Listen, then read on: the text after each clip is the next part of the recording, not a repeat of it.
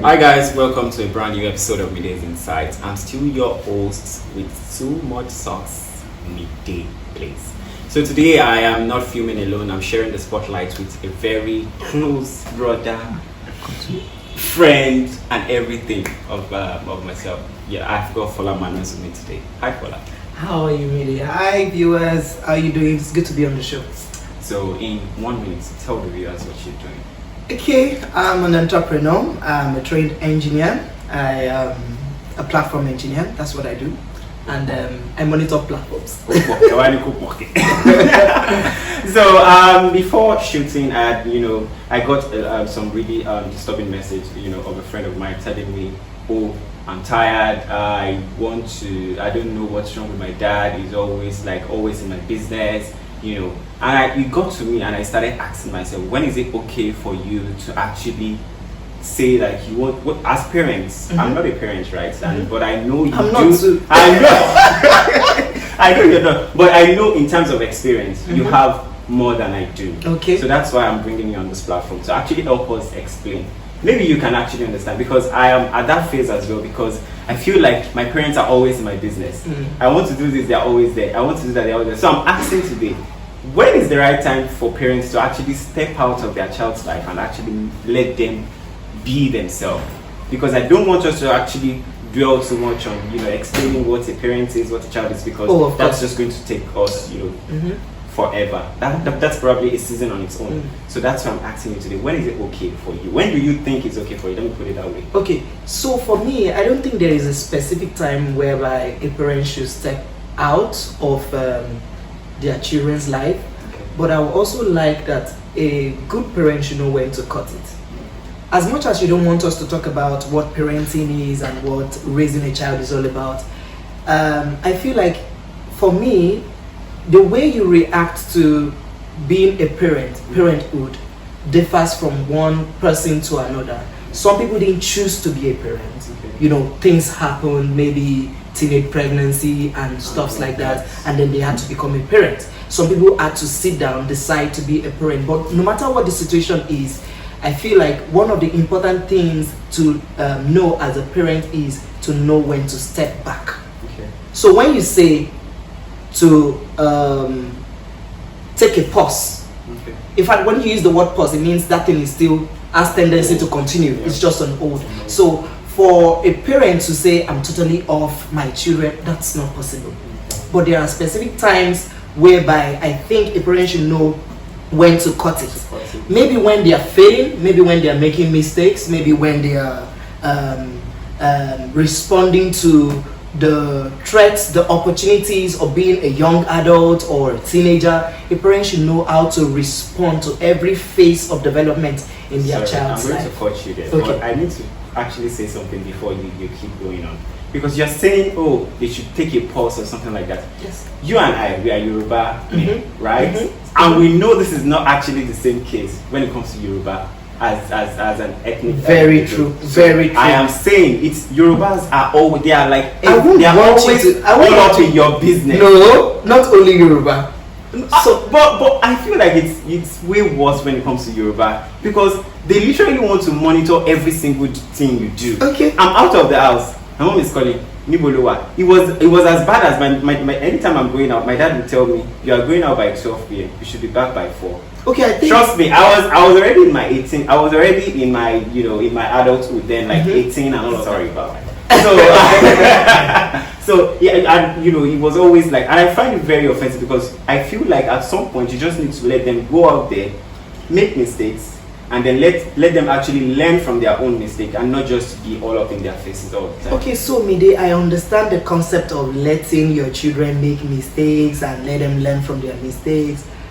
I also want to talk about when young adults want to get out of the house. Sometimes, don't blame these parents. There's somewhere they're coming from. They have their own share of experiences, and they have their fears and concerns. So I think it's the way we as children receive their care, their indicators of care and concern, the way we see them, the way we perceive it. I think that's the way that's one thing we need to address, or maybe talk about some other day. So if my mom is a single child of our own parents, you'd expect that a paradigm about going out, doing stuff on our own, seeking advice from other people would be different from someone who was brought up with our own siblings. Right. I'm just saying, for example. So if she's going to respond to me every time I'm going out, she's scared as if I'm an only child. Okay. Because that was how she grew up. So they have their experience, like I've said, and that's the way they think they can handle us. But another thing that is very cogent and important is communication. Yeah. You see, when I see children fighting with their parents, he doesn't want me to go out, dad doesn't. Have you tried to sit your dad down to say, "Ewe woyi, lo mo awon iwoyi nse." You need to explain what that means, because I cannot. What it understand. means is, tí ọmọdé bá dàgbà, Okay. tó tó lọ́kọ, a máa fún lọ́kọ ni. That is When like a child needs to be, you need to let them be. So that adage, ká fún lọ́kọ, give them the farm tool to work. Are you not going to take it back and put it in the storehouse? Yes, you will. But you get to a point whereby you will instruct that child, the farm tool is in the store, go get it. After using it, replace it, restore it. Okay. Do you get me? So from where I started from, I think for the parents and for the children, they need to understand each other well. How best do I communicate with my parents? Do they have fears about me going out? Do they have concerns about some particular kind of friends? How can I reassure them that I am responsible and I'll be forthcoming in their expectations? Let me tell you, in the Nigerian setting, in the African setting, as your mom gave back to you like this, they already in their age. Once you run to my I feel like you're always going to be that little child in their eyes, no matter how. Even when you give birth, you are still that little child. Still that little child. Right? Because I'm complaining about this like I don't like it, but I'm also guilty of it as well, because I have a little brother, and he's an adult, but I'm still very involved in his life. Like I want to monitor everything, because he's going out. I'm thinking, oh, what are you doing? What are you doing? I'm like, in my head, I'm thinking, where could he be now? What could he be doing now? So I feel like we want that freedom for ourselves. You have been wayward. Because you have been wayward. So when your brother is not around, you think, change upon my teaching. We want that freedom for ourselves, but without knowing that we are actually guilty of the same thing that we are accusing the parents of doing. So I want to look at it from this angle. Okay. Do you ever feel like it's an overreaction from the child's perspective, or an overprotective side of the parents? Both ways. Okay. You are protective of your brothers because you know the shenanigans you've involved yourself in. I'm just saying, for example. I wouldn't say that. I'm just saying, for example, you know the kind of things you've been, you found yourself doing or you've considered doing, and then in your memory lane you're thinking, hey, what if they say my brother should do this kind of thing, or what if my brother has it's actually not that. For me, it's me trying to be protective of the fact that I know I've made some mistakes. That's the underlying factor. And I'm trying to just, not make the same mistake. So that's well. what I'm saying. So for the parents, I'm just using as an example. For the parent now, they've had their own share of mistakes that they regret. They also have. I was about saying something before you cut me. They also have their expectations and that way that they fashion their thinking that this boy should be like this, this girl should be like this. They have all that at the back of their mind. So any little thing you do that seems like you're deviating from their plan, from that blueprint, so send you back. They want to reset you to default. Do you understand? So it might be by screaming, by they can go to any extent. Do you get me? But like I said, communication is key. I'm glad you said communication. We all know that this is not the same case for parents. It is not. Most of them are really bad when it comes to communication wise. I didn't have as much communication with my parents as as some other people. I can tell you, is the way you drive your communication to every human on the surface of the earth. It's not only your parents. The way you drive the communication, you get communication. Communication has two sides. Someone is listening and someone is actually speaking. We cannot have a conversation if it is just one side. Very true. I can't be talking to myself. But you can make me listen to you. how do I make you listen to me when you don't even want to listen to me? If you don't come, let's bring it back to the topic. A lot of children, when they want to talk to their parents, oh, I want to be free, they are defensive, they are trying to guilt-trip their parents. Did you see what this person is doing? I'm not doing it. That will not work. I mean, maybe for my own parents, so it will not work. Are you getting me? Okay. It will never work. But when you try to sit them down, when you do what I call selective conversations, Okay. Selective and not inclusive, meaning it's not like I'm having a fallout with my mom because I stayed out late. I just wake up one Saturday and I decide to talk to her to say, you know what, mom, I feel like on this so and so things I want. Okay, for example, I started driving at a very early age in my life. Okay. Other kids will not get that opportunity. My dad actually taught me. I started driving a car by myself, then he taught me how to do some other things. I started driving at a very ridiculous age. But you know, as much as I was driving, when my dad is not around, my mom will not even let me take the car from the parking space to the gates. Okay. And now I was now 18. I was in school. So I had to sit her down, not the day that she stopped me from taking the car to my lecture. I had to sit her down and say, Mom, see, you know what, this thing will not work. You know, I had that conversation with her when it was excluded from any situation. Yeah. So she could reason with me.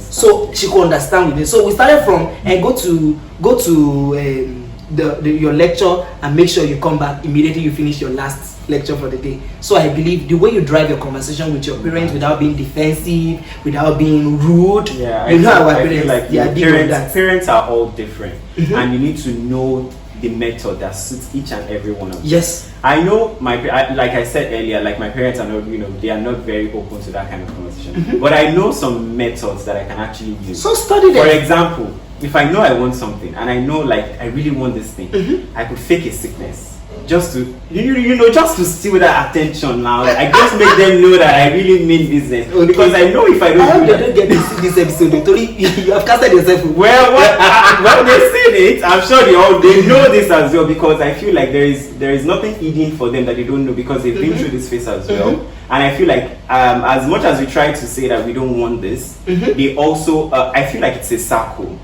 So that way they grew up with this same mentality of I want to be protective of my own child. Yes. So they take it on to their own children, and at the same way we also carry it on to our own children. I believe the fact that we're having this kind of conversations, yes, we'll carry on to our own children, but it will be better. It will be better. Maybe just include a lot of communication in it, because I feel like that would also do a lot of justice to this problem. But I want to look at it from another angle, because we are gradually wrapping this up. So I want to say, do you think leaving your parents' house could actually does that mean that they finally left your business and you can finally do you? Because another question I got was like, I feel like if I leave my parents' house, they would eventually leave my business and they will let me be. Do you feel it's the same thing? Because I don't want this to be about me. So I want you to respond to it from your own. For me, from my own perspective, leaving your parents' house, yes, gives you some form of freedom, but it depends on where you're coming from. If you are from a family whereby you're used to talking to your mom and your dad every day, even when you're staying thousands of miles away from them, you still get to keep up the relationship. They get to know what you're doing daily. So I feel like it's where you're coming from. If you really desire that freedom whereby you don't want them anywhere close to your business, and then you leave the house, it can work for you, right? But I want you to think about their state of mind while you are doing that too. Do you think they will feel fine? Yeah. I want to imagine you will leave the house on maybe a rough note. Would they feel fine? Would you be in their good books? Sure, whatever it is you're dishing out, you're also willing to. Do you get? And then are you sure you are not going back home? When things fall apart, you are not going to go back to the house. Because if you are going back to the house, they're gonna send you away. Thank you. I trust my Nigerian parents. They are very go back to your house. So I'm so glad we got to talk about it. But before you leave, just your final words.